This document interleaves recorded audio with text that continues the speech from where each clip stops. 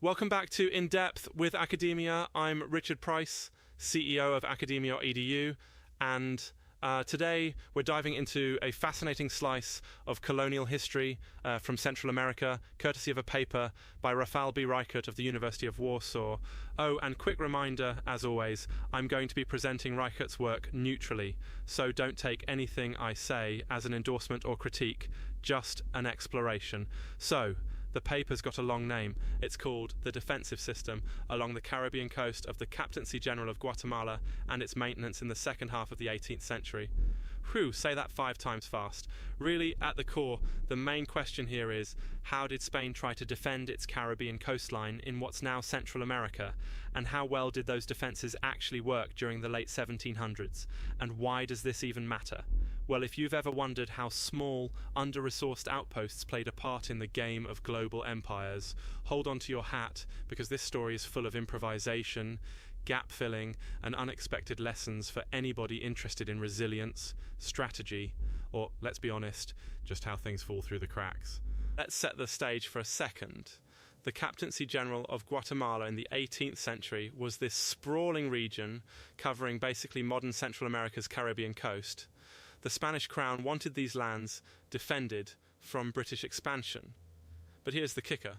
The coastline was massive, over 2,700 kilometres long, and the resources set aside for defence, well, they were, let's say, pretty limited. So what kind of methods did Reichert use? The study is qualitative, drawing on primary sources like military reports, plans, fiscal records, plus a review of what other historians have argued. That's always neat, right? Personally, I love when you get that combo of paperwork and critique. Makes you realise academic work is rarely a straight line.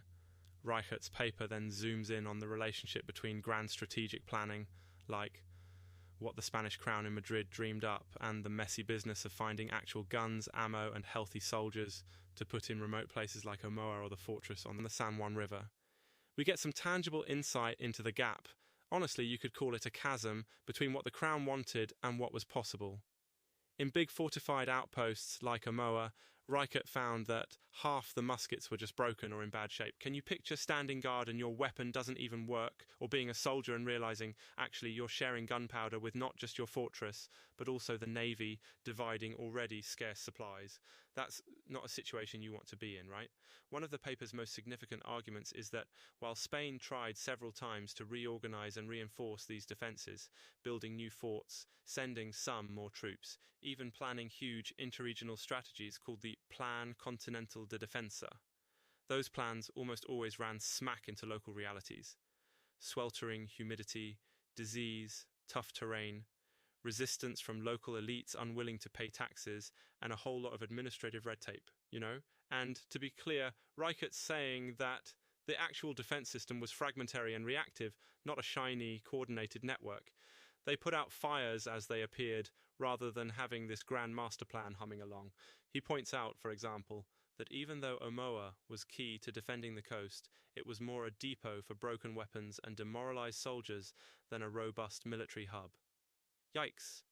Oh, side note, I have to share this weird little detail from the paper that made me smile. A proposal at one point was to just abandon a couple of old forts, move everyone to a new spot, and then kind of block the old routes with barriers. I mean, imagine proposing something like that in an office today. Let's just pick up and move the operations and hope for the best. Anyway, that plan went nowhere. Mostly because, inertia and costs, and people live where they live.